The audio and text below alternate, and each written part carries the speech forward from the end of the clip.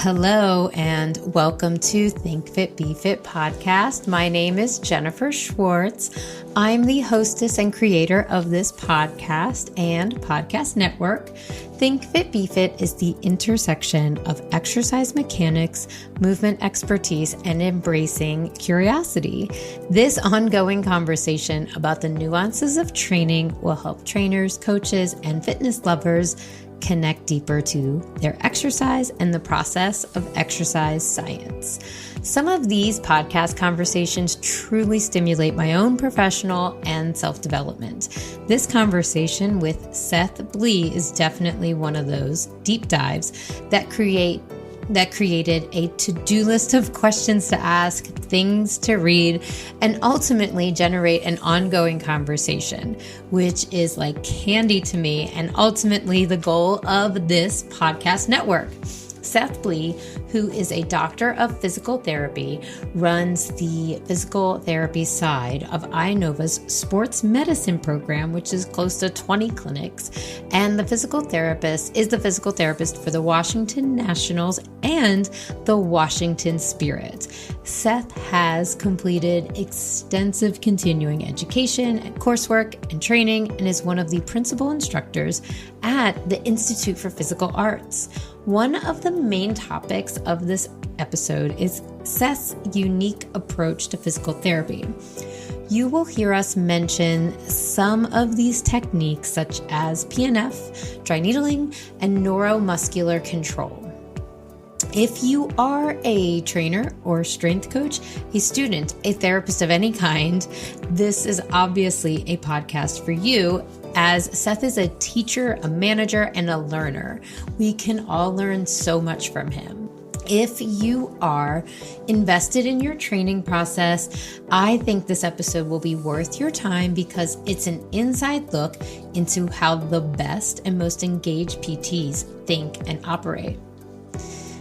Rather than thinking about like the multi-million-dollar arms he rehabs or keeps healthy, or his role in quarterbacks Alex Smith's incredible rehab story, think about the possibility of resolving ambivalence in the injury care process. And two, think about collaborating and open-mindedness to evoking change outside of the traditional paths. And before we start this interview, I'm very excited to present our new affiliate, which is Ladder. And that is LeBron James, his supplement company that he started with his trainer.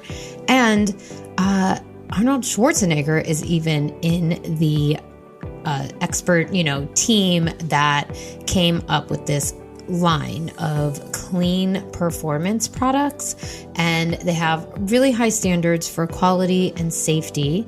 They have pre-workout, different proteins, 2 different proteins, a greens drink. Anyways, you can support the podcast by using the code BFIT10, which will give you 10% off. And then you can also save more when you subscribe.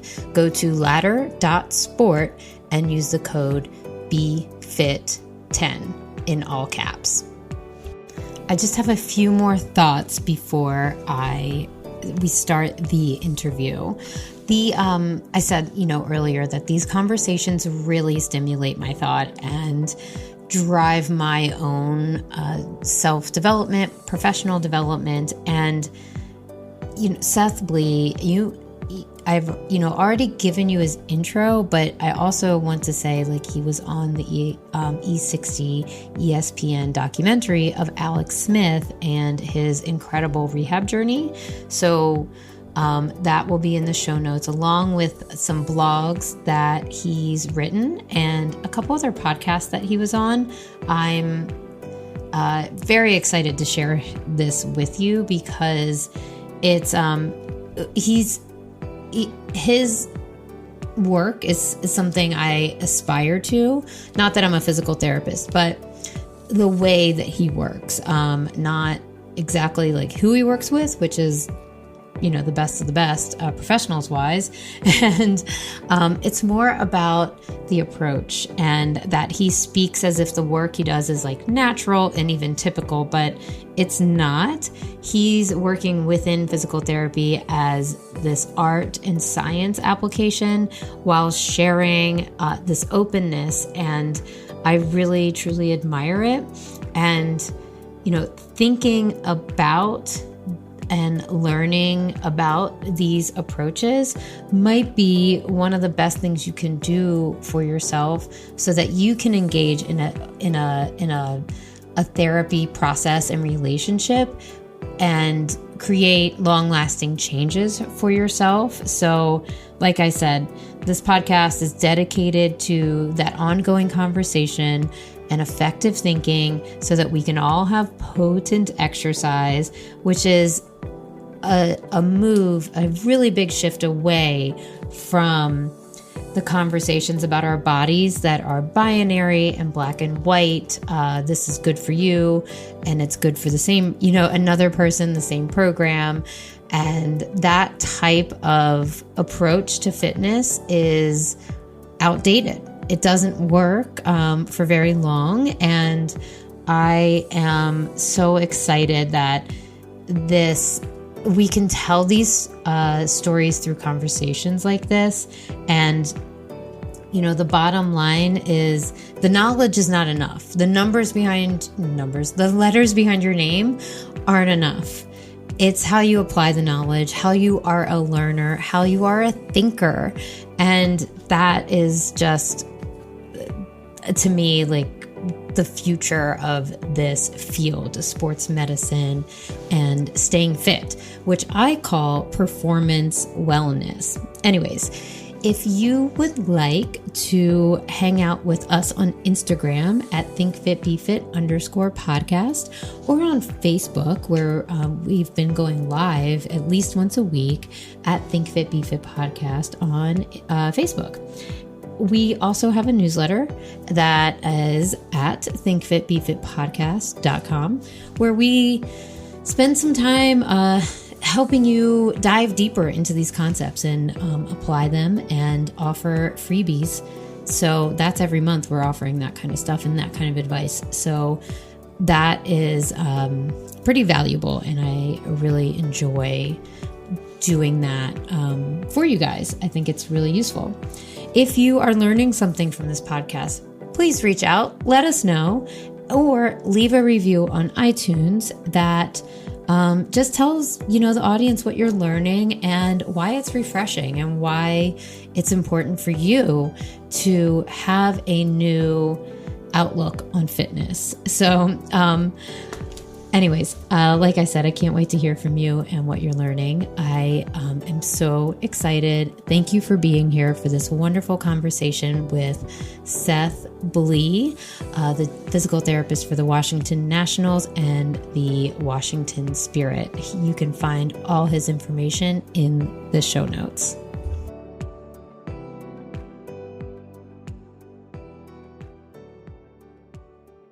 Thank you so much for being here on Think Fit Be Fit podcast, where we are dedicated to effective thinking for potent exercise, whether you're a coach, a trainer, or just a movement lover, exercise lover. We really have something in common, which is what we want to connect deeper with our movement and perform better. So I have Seth Blee with me, who is a physical therapist who runs the Inova sports medicine physical therapy, and the head PT for the Nationals baseball club and the Washington Spirit. And you may have seen him recently on ESPN with Alex Smith, right? Yeah. And personally, I love sports documentaries, and that, I got really excited about that one because it was just a side that you don't normally see. So that's on ESPN 60 documentary, I believe. But please introduce yourself, Seth, and tell us. I'll follow up with another question. Sorry. All right. Well, thanks for having me, Jen. I look forward to talking on this. So yeah, as you said, I'm a PT. I've been a PT for about 22 years now, and I've worked with a lot of different patient populations, but spent the most of my time in my profession in orthopedics and primarily in sports, especially the last several years, definitely in the sport. You talk about gap between a little bit of the PT and the performance side. I've worked with some great strength coaches over the last handful of years, from strength coaches with teams to some that I work with in my clinic. So I've gotten to see that side of things and all the different aspects that go into treating an athlete. I work alongside, in the clinic, I work alongside some strength coaches, and it's mostly PTs, but in the team settings that I'm in, I also work alongside athletic trainers and chiropractors and massage therapists, and really try to have a pretty holistic approach to try to treat the entire athlete. Mm-hmm. So I do spend a good amount of my time with the teams. I do run our clinics. We have 18 outpatient clinics, so I do a good amount of integrative things as well. And probably my biggest passion that I enjoy doing is I also teach a lot to PTs throughout the country, not just PTs, but primarily PTs. And I'm sure we'll get into some of the coursework and things like that as we go. Yeah. Thank you. Yeah. That's just so jazzed to have you here. I've had 3 physical therapists on, and they each have had something entirely unique to bring to the table. And I'm just wondering, when we're going to start using different terms for physical therapists, because as I'm standing where I'm standing, I see such a diversity within the profession.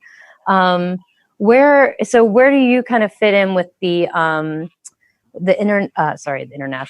Institute for Physical Arts? Can you tell us a little bit about that and what you've done with them? Sure. Yeah. There's a very wide range of PTs absolutely out there, and from specialty populations they treat to just types of practices that they're in.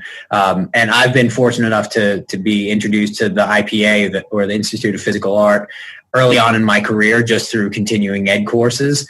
And as I started to practice longer and longer and take more and more courses, I started to take all the IPA's courses and really get mentored by some of the great instructors there.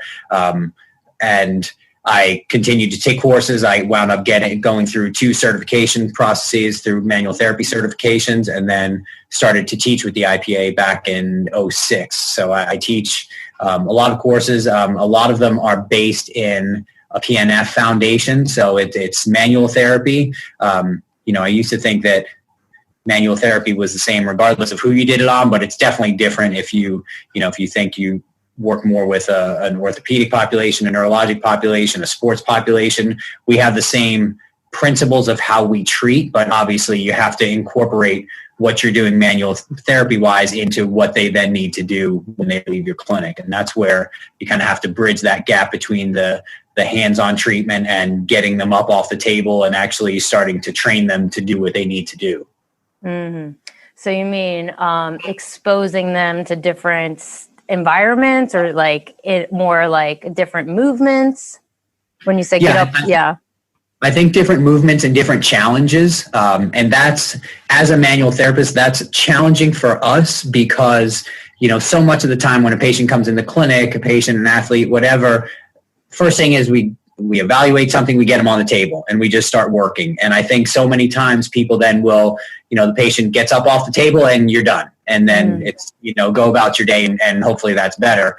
And for me, one of the challenges is doing what we need to do on the table, but then also getting up and incorporating that into, we just did all these things to free up different soft tissues that might have been limiting your mobility. And then we got things to activate, to engage different muscles. Now, when we come in and we get into a running position or a single leg stance or throwing position, how does everything now get integrated and get reconnected to the system? And it's not just you get off the table and you leave the clinic, but we need to be able to build on that and show that now you have the mobility and you have the strength, but can you actually use it properly?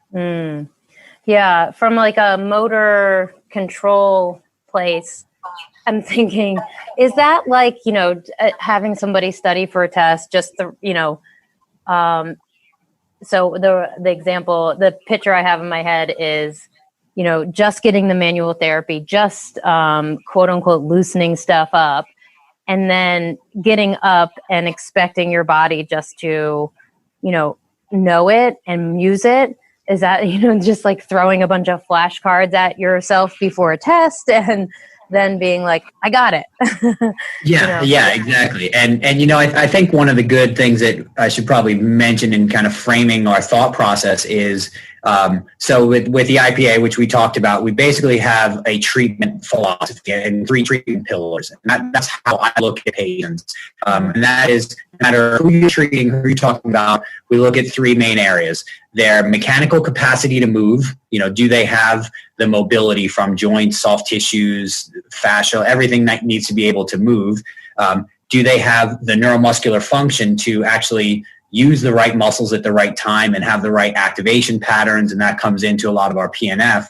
And then the third is motor control, is how do we put that together and actually use our bodies? And I think there's a lot of people that will only treat the mechanical and do tons of soft tissue work and joint work and not really then address the other 2. Or some will just strengthen and try to strengthen their way out of problems. And if you're not really getting the mobility and retraining the body how to use, you're really missing the boat. So I think you have to look at all 3 of those components when we're looking at an athlete, at a patient, at anyone. Yeah, I'm definitely guilty of number 2. But I'm totally, fine with saying that, I'm. Yeah, I got you. Yeah. Okay. Man, gotta do some editing. Okay. So, all right. I think that this Bluetooth thing died. Okay. So I come from a strength background for sure. And a lot of what I'm seeing these days is, something called the FRC, functional range conditioning. Have you came across that yet? I have. I certainly won't say that I'm an expert in it, but I am aware of it, yes. And it's like I watch, and I've seen it from one side, which is I've been using isometrics for a long time. Not quite end range like the FRC does, but like, it's almost like they're really trying to translate it like directly and very quickly. And I'm definitely curious about it. So, it's just kind of like a thought out there in my head. The other thing it's interesting. Again, I'm not an expert in that area at all, but like I said, my background's really PNF, and that's how we do a lot of our facilitating, the right muscles to work and how to strengthen and control things. And I've seen in my career so many new things come up, and when you break them down, I think like, well, yeah, we've been doing isometric holds and end range holds and moving in and out of those end ranges since PNF started in the 1940s, but yet somebody packages it a little bit differently and they say, we've got this brilliant new idea. And I had somebody come to me and say, I found this trainer and they're doing all this with these spiral component movements and all these 3-dimensional movements. I said, yeah, we've been doing that for a while. So I think there's a lot of great concepts. People are just repackaging them a lot differently. Yeah. Yeah. And I mean, and like the thing that I think makes, physical therapy more the lane is that you guys can, fully assess, fully clear someone for working at end range, because I don't know, it might not be the right thing all the time. I'm okay with a half rep, if that's where it's going. Right. And I guess it always goes back to, looking at the foundations and, so let's kind of get back to that. What have you been recently doing as far as teaching? Because that must have changed in the last 6 months. A lot. Yeah. To give you an idea, pre-COVID, I would teach I probably averaged 1 weekend a month where I would travel and teach a course somewhere in the country. And that would be to anywhere from, 15 to 40 or so therapists that would come to a certain area, and we would put on 2 or 3 or 4 day courses. I have not done one of those since COVID. I did do a virtual one. Now, I've done several virtual lectures, but as far as a continuing ed course, I did a virtual version of one of my courses. And the nice thing was we had, I think we had 100 people in it, or 95 or something like that. So in that one time, we were able to reach as many people as we would in several courses, even though you definitely lose something by not being hands-on and being able to quite teach it the same way. But unfortunately, that's the way that we get out there and teach. So that's all that I've done since Inova started. We're in a process of planning classes for next year, and we definitely hope to have a good amount of in-person ones too. Yeah, I mean, I'm excited to get back into some in-person continuing ed. I missed one in April, and we did it online, and it's I really like the minds that come to continuing education. Like there's just such especially in the strength coach world, because if I'm connecting with that person, we're talking about the philosophies and the continuous improvements, and what curves happen within these transitions of injury to being fully functional and fully engaged with your exercise or your sport. And I'm getting some of that on the podcast, but it's not quite the same. And then what, so the term active recovery, so when we talk about like new and like shiny things, I feel like this is one of those that has, maybe it got really popular as the Normatec boots got popular, and like the different percussion guns. I don't know where it came. Maybe it was Kelly Starlett with his book, but have athletes, even at this like high level that you're working at, do they come in knowing about recovery? Are you like teaching it, or like where's that? Yeah, so we see a lot of different levels of athletes in the clinic. I mean, I still have some little league kids and some youth athletes up through middle school, high school, and ultimately to the pros. I would say most of the pros kind of have their thing already. And I'll usually feel them out a little bit and say, so what's your post game like? What do you like to do? And, they might be a contrast bath person, or this is a go for a flush run type of a person. And to some extent, when you get to the pro level, they've earned their right to say, this is what works for me. And then sometimes we can just offer suggestions. It's nice when you can somewhat mold that when you get some of the younger athletes in there too, because they often don't know a whole lot about it, or they got something that their parents told them that they used to do, which was, has been completely disproven in the world. I still get kids that say, oh, so every time after I throw in a baseball game, I come in and, my dad says I should just ice my shoulder and I should do all this. And when I say, well, we probably don't ice that much. And then we talk about that, and it blows to people's minds when they haven't really looked into some of the research behind recovery modalities. Yeah. I read this book called Good to Go, which was about recovery. I just read that. Yeah. I read that recently, yeah. I like the beer story. I thought that was fun. Yeah, unfortunately, that hasn't been proven to be super effective. We would all although I think it was more effective for female athletes than males. Yeah. I also, that was also something Arnold Schwarzenegger used to say. He used to drink beer after his training. That's really? Pumping Iron, the movie, anyway, his documentary. So speaking of,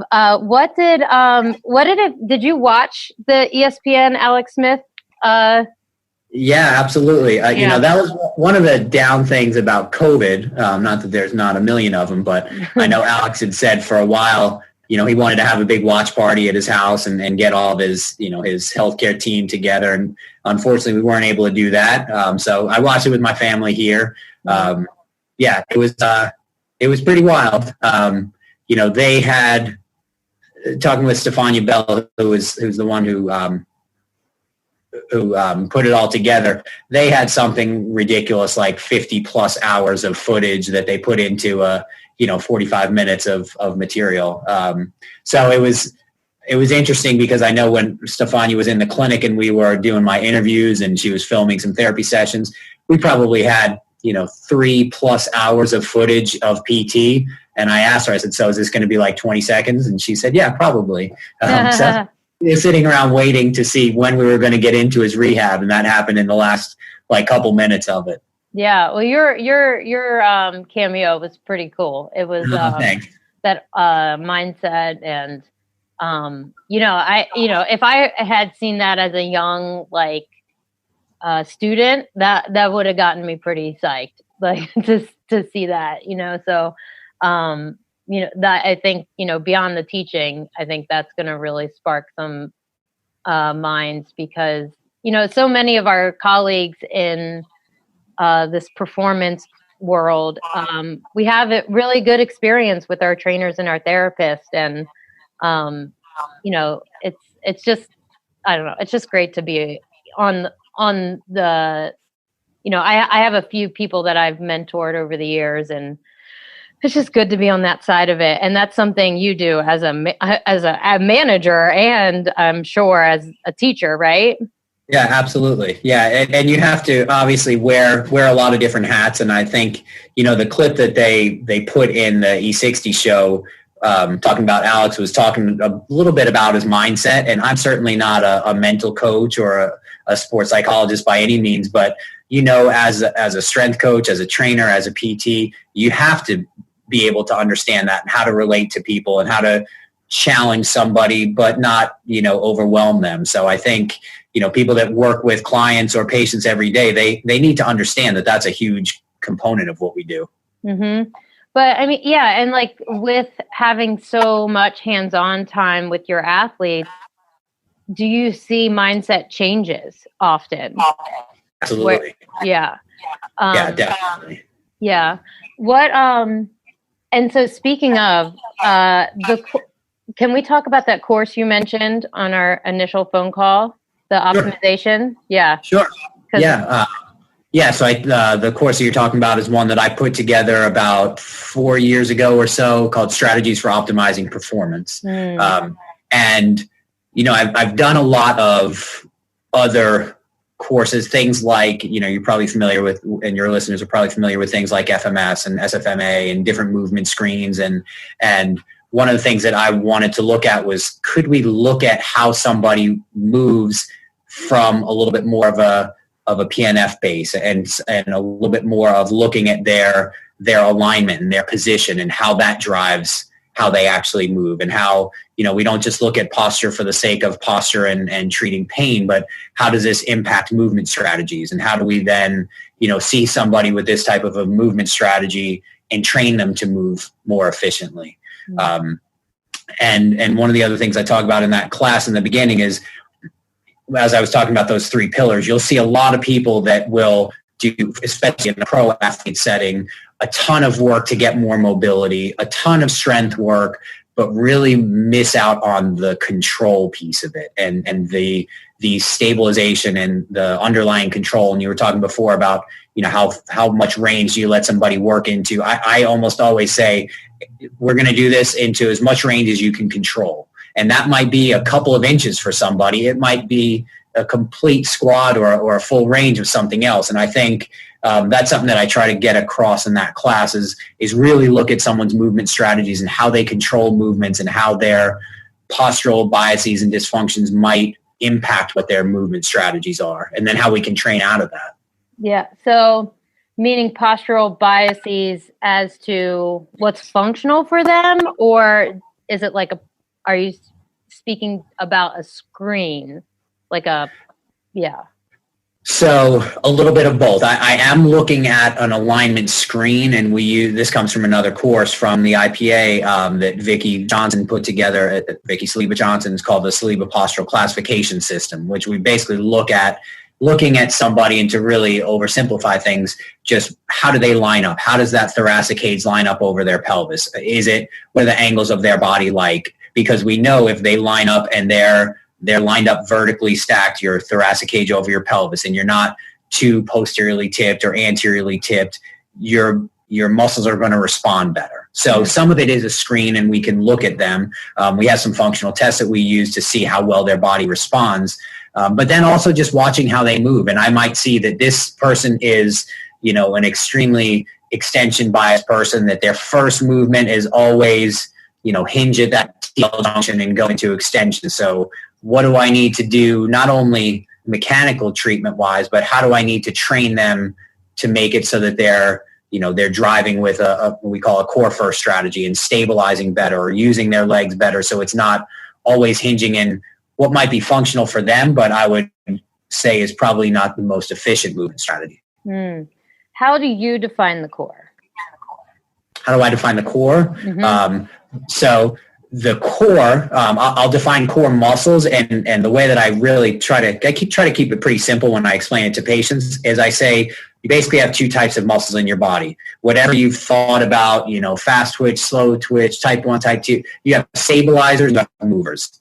And for me, your core are your stabilizers. Now, you have stabilizers at every joint. So it's not just, people think of core as your core around your abdominal area. Your rotator cuff is the core of your shoulder. Your deep rotators are the core of your hip. You have intrinsic foot core. So your core are your stabilizing tonic muscles. I like this. I get different answers from everyone. That really it tickles my brain a little bit, because I've definitely we train a lot of foot muscles. We work with a lot of foot muscles in my domain, and there's something really special that happens when people can grab the ground better, and Absolutely. And like that changes the movement up the chain. I just had a golfer in here. We were just talking about this, and so when you're like thinking in this like postural way,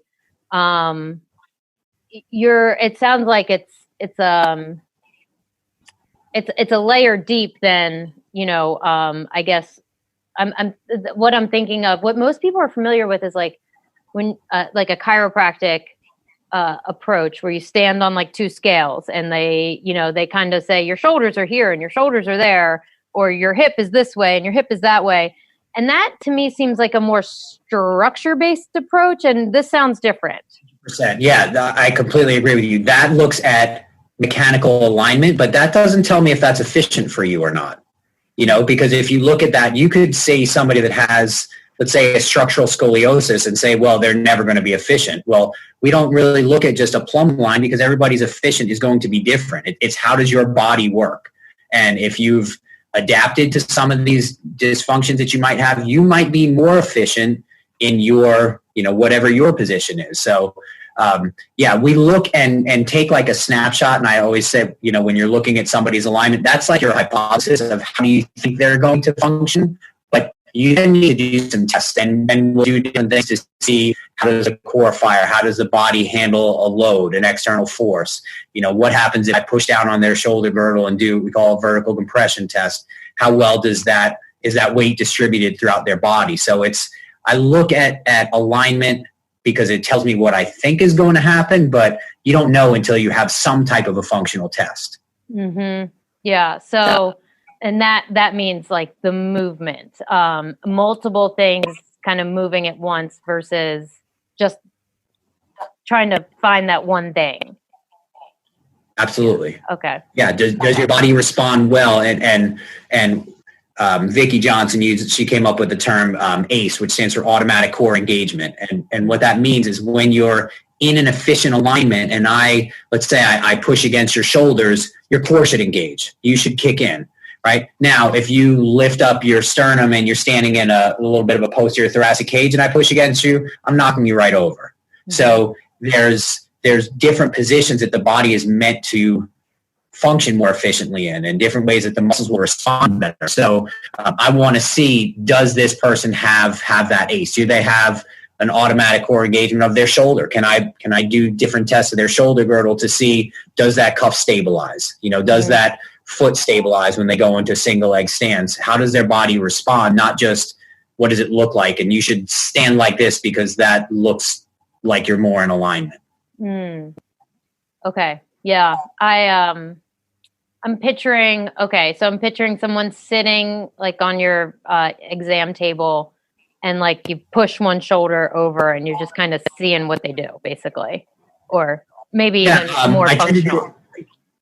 More functional. And I tend to do it more standing because, what happens in sitting doesn't necessarily tell me what's going to happen when you go and run, or when you, swing a bat or do something else. So I want to put you in different positions and test to see how your body responds. How well do those tonic core stabilizers kick in whatever position that you need to be in? Because what we see with athletes, and I talk about this in my class a lot too, athletes are very good at training phasic muscles. It's way more fun to train fast twitch. We would always rather do a box jump or a ball slam than do like prolonged holds of something. That's just not as much fun. Mm-hmm. But if you don't have that underlying stability, then you can look, great and have great muscles and phasic muscles, but you can't use them very well. So you need those tonic stabilizers in order to be able to access your strength. Yeah. I mean, I've definitely seen it. And it's almost like, athletes are the great compensators. Like they have more strategies than I do, 100%. Yep. Or, not just in like, if we took like a corner and, we're like, we're going to teach you tennis. Like they would probably figure it out quicker than me. Right. And that's what I mean by like, they might be like the great compensators. They're able to like figure stuff out. And then when that kind of accumulates, they end up in your office. Absolutely. Yeah. And hopefully I see them before. And, one of the terms that we talk about also in this class is that in order to be efficient, whether you're talking to athletics or dance or whatever, you need to have options for movement, right? And if you start to have these dysfunctions pop up and, now this is tight and I don't move very well, and now this hip doesn't extend very well, you start losing options for movement. Now, your best athletes are your best compensators, but you continue to compensate and you lose more and more options. Eventually, you can't do your thing you want to do anymore. Yeah.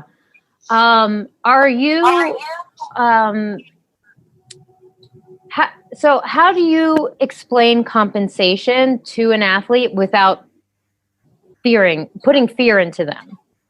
Yeah, it's a good question because there's the mental side of it, and what I usually say is your brain is really good at figuring out the easiest way to do something.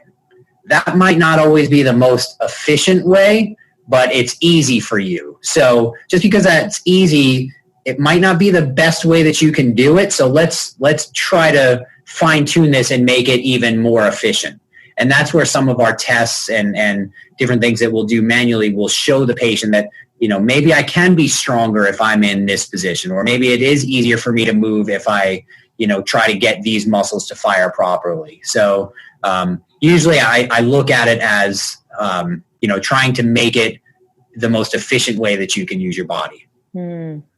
Okay. Yeah. Yeah. And it makes me think of, the way that we use our words and the ethics when we're talking, to people that might have pain and they're focused on like a dysfunction, like they have a problem and their problem has to be solved. And How do you is that the kind of stuff that you work with different therapists? I mean, you must, because you probably work with a lot of young therapists. Yeah. Yeah. And I would say not just PTs, but even other healthcare providers that we work with. The terminology that you use is huge. And I'm a big advocate of being positive and trying to get patients to understand that you're trying to do everything to help them, but you're not necessarily just fixing things. Just to give an example, one of the things that drives me crazy is when somebody comes to me and says, "Oh, my SI is out." And I say, well, your SI is not out. Maybe you're not moving as effectively at this joint as you could if we loosen up this muscle a little bit. But you didn't throw your back out, and your SI joint's not out. It's just we need to improve your movement a little bit better. So I think trying to get out of that mindset of I'm out, I'm broken, you need to fix me. That's not what. I mean, it's in one way, like somebody comes in your office and you're like, they're kind of like, you've got the solution to my problem. And like, that feels good on one level from, the professional, from where I'm sitting. But on the other end, I'm like, I don't want you to come in here with such a predetermined, thing. We're talking about a body that, interacts with so many things, and there's so much going on. Like, how can you just think it's just this one thing? Right. Yeah. And when they come in with that mindset of saying, I need you to fix me, that becomes a very passive relationship. And they're so dependent on you that they're never going to be able to fend for themselves. And we say in PT, yes, I want to help you to get better, but a big part of what I need to do is teach you how to take care of yourself.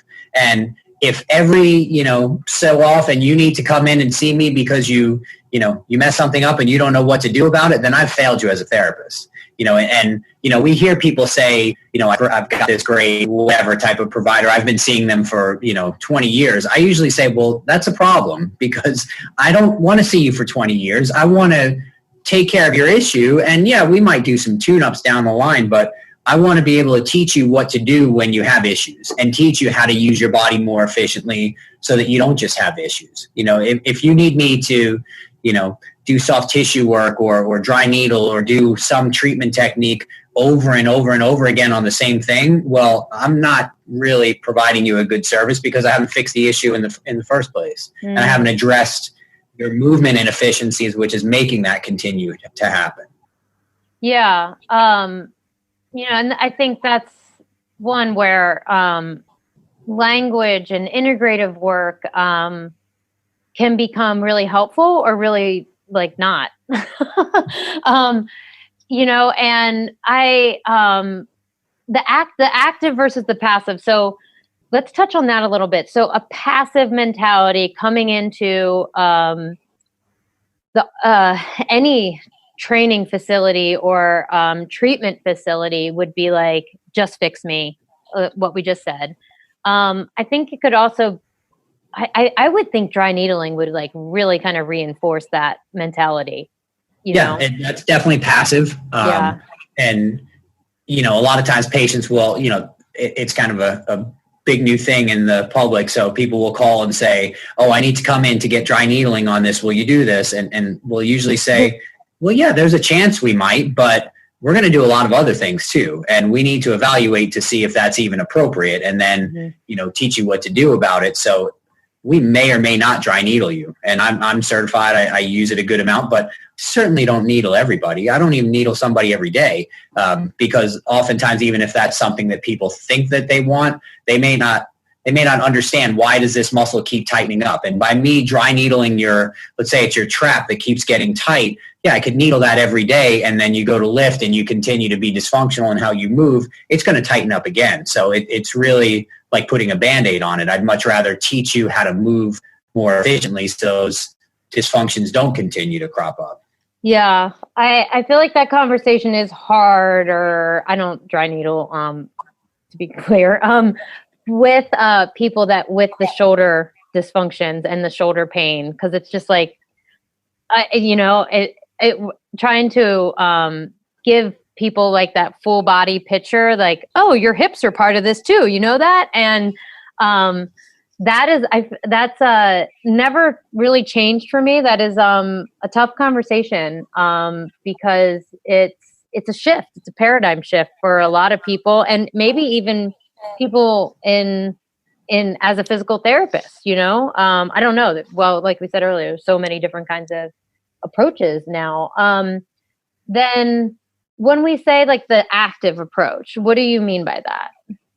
So not just laying on my table and having me do something with my hands to you. It's always, if I have something that hurts, I would love to just come in and lay and have somebody do soft tissue work on me. That's great. I don't have to do anything. But even if I'm doing soft tissue work, and we're combining things where I might, change the position somebody's in and have them pull up into a different position to activate this muscle to get it to release a little bit better. And then we got it to release. Now let's retrain that movement. I start doing some manual resistance. And then we come off the table and let's look at an exercise to build on that. So it's not just you're completely just letting me do everything. You have to be an active participant and start using your body after we get some of these gains. So again, some of the passive stuff is the mechanical treatment, but then do we get into that neuromuscular and retraining things to fire properly, and then get off the table, do some of our motor control training and figure out how to put that all together into something more functional. So not just staying there and having me do, joint mobilizations or dry needling or soft tissue work on you. Mm-hmm. And then how do you see that carrying over to like that next level of self-agency? Like, because you just described like what I think is like 40 minutes of working with someone. What happens after that? Like, is it prehab? Like, what kind of things? Yeah, so I think a big thing that has to happen is education, is to have somebody realize, I'm not just giving you an exercise because I feel like you should go and do a bridge, let's take something really easy because I like bridges and it's a good, glute hamstring strengthening. That's not why I'm doing this. Maybe we have just, freed up your hip flexor and got you to move, and now you're learning to drive through your hips and to keep a neutral trunk. So now here's the couple of things that I want you to build on to do at home so that it reinforces everything that we just did in the clinic. And then when I see you in a few days, hopefully we're going to build on that. So having somebody understand why you're giving them something to do rather than just you're going to squat for the sake of squatting, or you're going to do, a certain exercise just because this is my favorite posterior chain exercise. Understand this is why we're building on what we just did and how you're going to maintain this. And I tell people, even if we've got a great manual therapist, if you leave my office and you go home and sit on your couch for the next 3 days, you're going to come in and you're not going to be any better than you were today. So you need to take ownership, own this new range, own this new movement strategy, and start building on this so that we can make some gains in the long run. Yeah. And yeah, I mean, is it like the talk, like I can tell when you do your homework, or is it, does it ever get more empowering than that? You know what I mean? Like, yeah, and I'd say that's one of the nice things about working with your highest level athletes is you don't need to convince them to do something. If you can show them that if I put you in this position or we get these muscles working and you can see that you're stronger and you can do something better, then they're asking me what they should be doing at home. It's not me trying to explain, here's what you need to do for homework. It's, yeah, that felt awesome. So what do you want me to do today? Can I go do this tonight, or should I, so with a group like that, it's easier.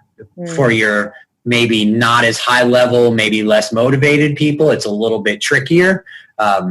But yeah, that's the nice thing about working with athletes, for sure. Yeah. Yeah, for sure. And then can we go back to PNF a little bit? Sure.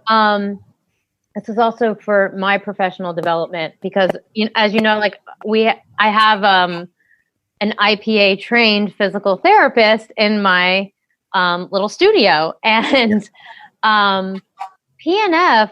So a lot of my peers and colleagues have been through like NASM when we were younger. And I definitely have some issues with a lot of NASM, but they taught a version of PNF, and I feel like it just is a little bit, and like the way that you and Jen refer to it is just completely different. So what do you have to comment about that? Yeah, I would say even in the PT world, PNF is one of the most misunderstood things that's out there. Because if you ask, and we teach a lot of courses, and one of the first things I ask is to PTs even that have gone through, some amount of PNF training in school, say, what do you know about PNF? They all say patterns, right? It's diagonal movement patterns, and it went like this thing. Exactly. Yeah. Right? Okay. You're doing, pull the sword, or you're doing contract, relax techniques, or different things like that. And those are like tiny, tiny pieces of what PNF is. The way that I really oversimplify it for patients when they ask, I see you're going to teach this class, what is this?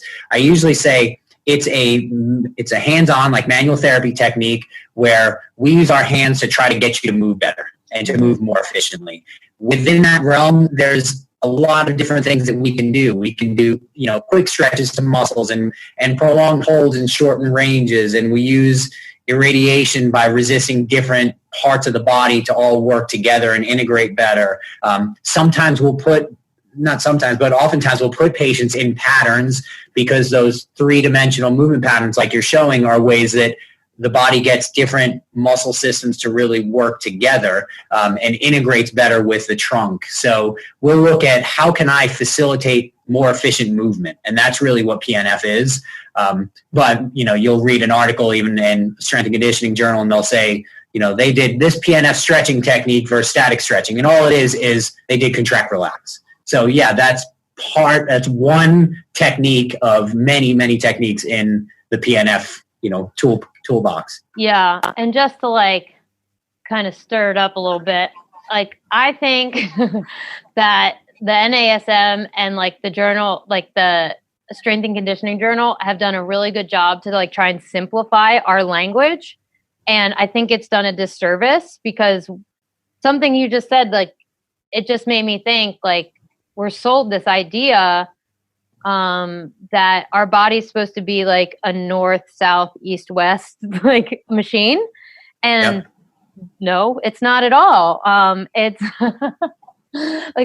birds don't do that. Birds don't, right? Yeah. It's just not how it works. We don't move in straight planes. Yeah. Yeah. So yeah, that makes a kind of makes me think that language thing again is just so important. And my professional view is that we as if we just say, integrative sports medicine and performance, I just made up that term. Right. If that is a thing, can we all speak the same language? Yeah, it's tough. And I agree with you. It's even hard. I mean, within a PT clinic, you can have PTs that are trained in 5 different approaches, and they don't even speak the same language. Mm-hmm. So much less getting, different practitioners to speak the same language. Yeah, it's definitely challenging. My other curiosity here is with using structural language and pain science language. And what I mean by structural language is for example, a chiropractor looking at a young lady and saying, wow, she needs an image done. And then we're in a structural conversation about someone's body, and they're moving not the best, but decent. And they, what is your thought on helping people understand mechanics and structure versus function? Yeah, I think that's extremely important. And, I was an athlete. I've had a lot of injuries, and, early in my career when I was struggling with trying to figure out how to explain this to people, and they'd come in and say, well, I just had this image and I have, two herniated discs in my neck, so I shouldn't be doing this. And I could say, oh, I've got two pretty terrible ones too, and I have no pain, and I can move efficiently. So just because you have that doesn't necessarily mean that that's going to interfere with how you move and how you function. And, I'll have somebody come in and say, well, I have this going on with this nerve or with this disc. And I say, well, that's fine. Fortunately, you don't have any disc symptoms and your issues are not nerve related. So I get that you have that. That's kind of an interesting thing that we need to keep in the back of our minds, but that shouldn't limit what we're trying to do right now. Now I have to educate you so that if at any point that we're doing things, here's some red flags to look out for. But if those aren't what you're experiencing right now, then I'm not really worried about what your MRI showed. Yeah. We had a pro athlete the other day that just came back from getting an MRI and it showed he had a pretty significant labral tear. And he said, yeah, but I've read about labral tears and that doesn't really limit me and I can do this and I can do that. So we're not really worried about that labral tear. So let's see how you function. Yeah. He said that? Or you said that to him? No, he said that he wasn't really that concerned because it wasn't limiting him. And then we kind of beat on that. Yeah. That's exciting to hear. I mean, that's, that is, yeah, I mean, there's just like a fine line between healthy curiosity with athletes and like I don't want to say type A, too focused on, things that they can control. And, yeah. And so that's like, it's just nice to hear that, there is some carryover into like what we're talking about and like how athletes are caring for their body. Yeah, absolutely. And I think by the time you get to, professional level, or you get your older athletes, they've had so many injuries that they know that they're pretty beat up and they know that this is torn and this is an issue, but they're okay and they're still playing their sport and they're able to go on. So they're ones that are not really focused on their, the dysfunction that they have. They're ones that you don't need to get into the pain science discussion all that much with. Yeah, I can see that. Yeah. So what, have you thought about like writing a book or publishing in that way? Cause like you're just very unique, I think. And well, thank you. Yeah. Yeah, I have so many things on my list to do. I did publish a couple of chapters in a book, but it was on ACL stuff that I did a couple of years ago. But as far as kind of putting together this kind of big picture, yeah, I think it'd be fun, but I don't know. There's only so many hours. So I started with let's teach a class and see what type of response we get from this. And we've had great feedback from therapists that really see the need to incorporate all this. So I think that's where my initial push has been, and I've done that for several years now. So I don't know, maybe if I could find the time, I'd like to sit down and write. Yeah, I mean, that's kind of where this little podcast was born, and now it's gotten kind of big, and I love it. And it was like, I just got some stuff I need to educate my clients on, and I'm just going to start, I'm just going to put it out there. And, right. And they're going to be like fake chapters. And that's kind of, that's where it started. But anyways, do you have time for one more question? Yeah, go for it. Okay, cool. I am very curious because we've been studying, not me, there's a collective of people studying ACL, tears, reconstructions, and I would say even like a screening process for young athletes. And it doesn't seem like these numbers are going down. What do you think the future of ACL reconstruction or screening, where is it going? Because I don't know. I don't think like us saying like your hip and your core are weak, like is helping. Right. Yeah, it's a good question. And that's a long one, but that's a good one. Yeah, I think there's a lot of different things to unwrap in that.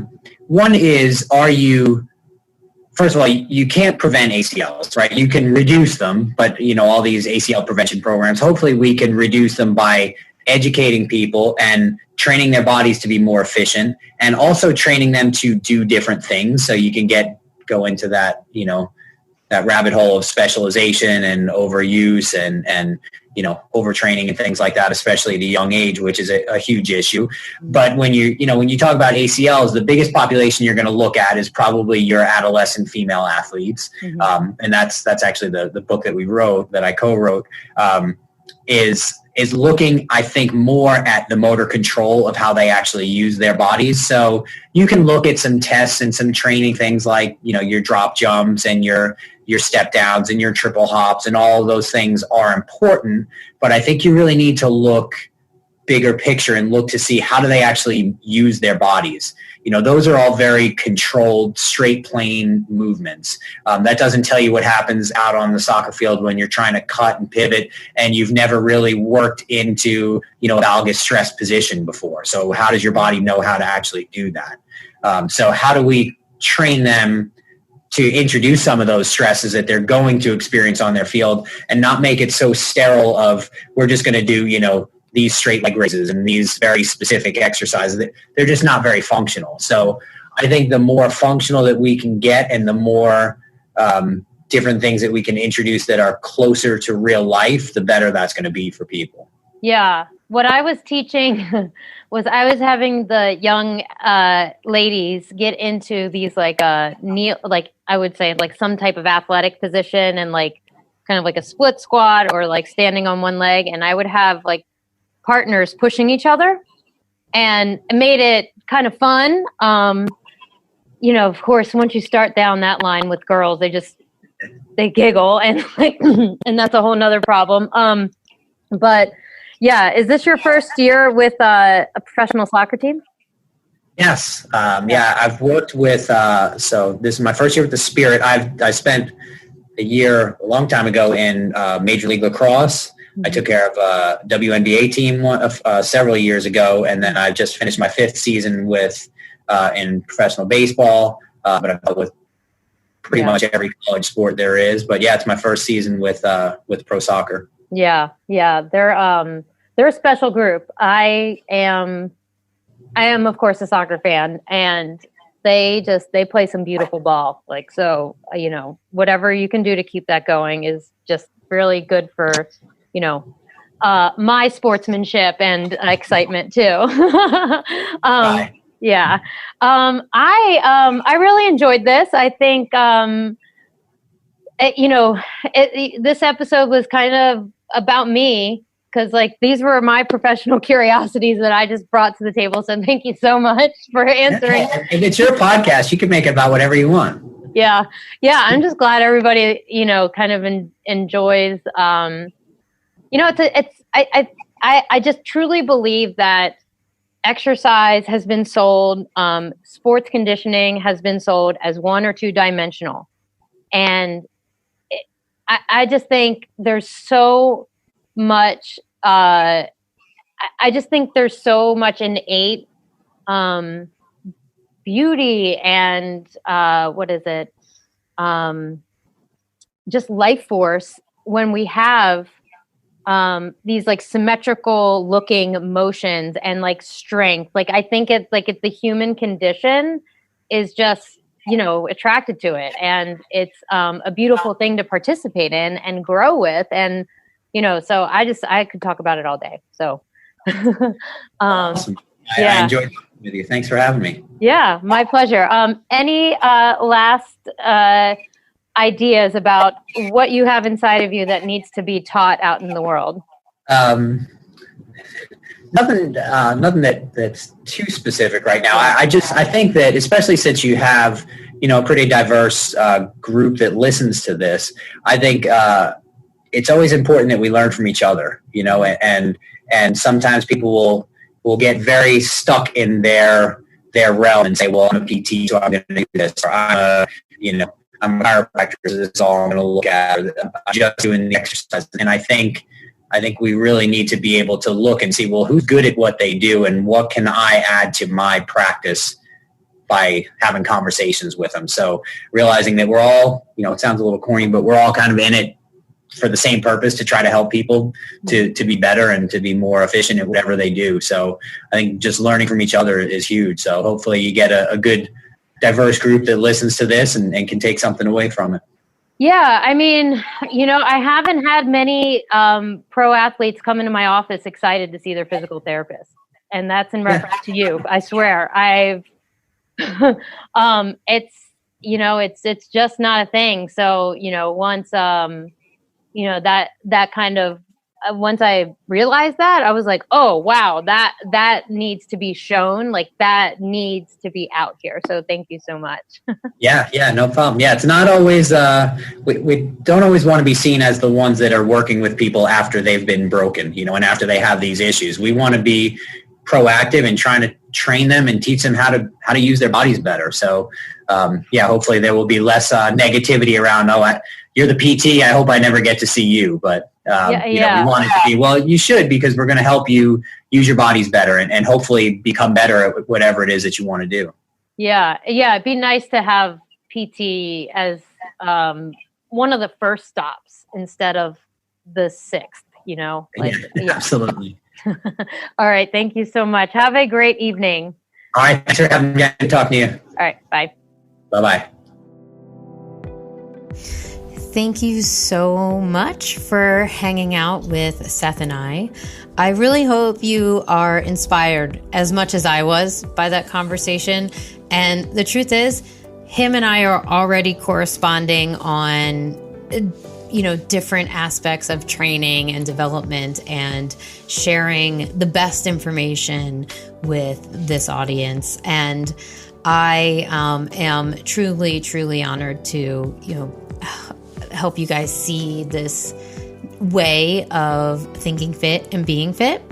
If you want to help out the podcast and support us, please check out Ladder and use our discount code BFIT10 to purchase your sports nutrition from a company that is dedicated to creating high performance, NSF certified for sport workout supplements and for supplements for daily use. These supplements support a good nutrition approach, right? You got to have good nutrition before you add supplements, and they're for athletes, right? So it was created by LeBron James and his trainer.